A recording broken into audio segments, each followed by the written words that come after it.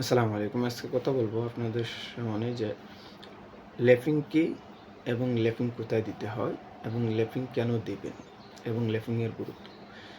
ফার্স্টে যে বলবো সেটা হলো ল্যাপিংটা হলো একটা রডের সাথে আরেকটা রডের জোড়াটাকেই বলে মূলত ল্যাপিং। এবং এই ল্যাপিং কেন দিতে হয়?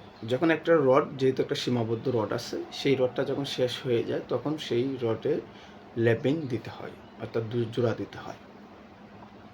এখন এই ল্যাপিংটা কোথায় দিবেন?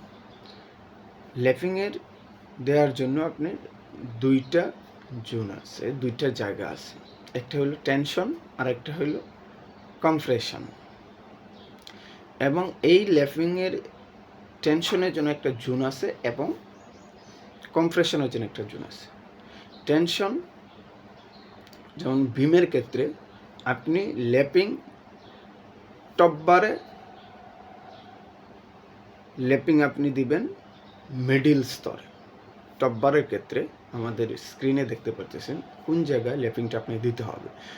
টপ বারের ক্ষেত্রে অবশ্যই উপরে ল্যাপিং দিবেন মিডিলে, এবং বটম বারের ক্ষেত্রে অর্থাৎ নিচের যেই বারটা হবে সেইটা সেই যেই রডটা হবে সেটার ক্ষেত্রে কলামের কাছাকাছি, মিডিল স্প্যানে না, তখন দিবেন কলামের কাছে। বিমের ল্যাপিং পরিমাণটা হবে টেনশন জোনে 60D হবে, অর্থাৎ সাইড দিয়ে আপনার যেই রডের ডায়াটা হবে, রডের ডায়াটা হচ্ছে 10, অর্থাৎ যতই হয় রডের ডায়া 10 মিলি, 12 মিলি, 16 মিলি, এই 60 অর্থাৎ সাইড দিয়ে গুণ করতে হবে।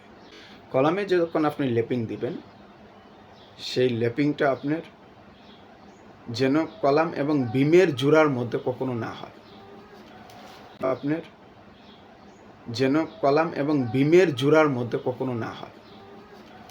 এই জন্য হয়তো বিম থেকে, অর্থাৎ যে ফ্লোরটা হবে, ফ্লোরের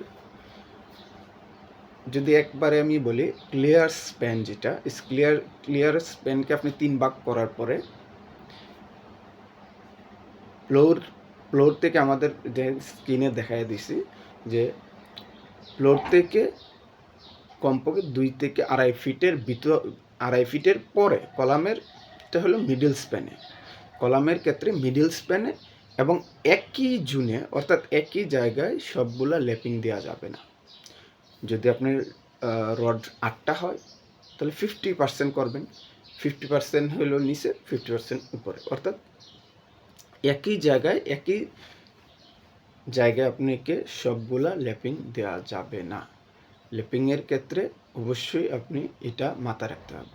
এবং ল্যাপিং আরেকটা জিনিস যেটা অনেক মিস্ত্রিদেরকে আমরা দেখি সাইটে যখন ভিজিট করি যে তারা ভুল করে, সেই জায়গাটা হলো তারা ড্রপড ইন দেয় না। ড্রপড ইন অবশ্যই দিতে হবে।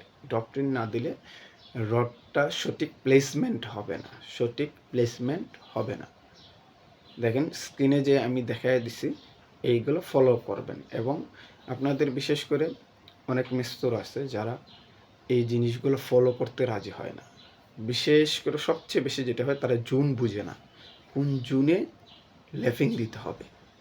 আমি ঠিকাদারদেরকে বলবো অবশ্যই আপনারা এটা ফলো করবেন। এবং এটা ভূমিকম্প জন্য খুবই ঝুঁকিপূর্ণ। যদি আপনি জুনটা আপনারা ফলো না করেন, যে জুনে ল্যাপিং দিতে হবে, অর্থাৎ ল্যাপিংয়ের জন্য জুনেই নির্দিষ্ট আছে যে এই জায়গাতেই আপনি ল্যাপিং দিতে হবে, এর বাহিরে ল্যাপিং দিলে সেটা বিল্ডিংয়ের জন্য অবশ্যই স্ট্রাকচারাল ক্ষতির কারণ। এই ধরনের ভিডিও পাওয়ার জন্য আমার এই চ্যানেলটা সাবস্ক্রাইব করবেন এবং আমাদের সাথে থাকবেন।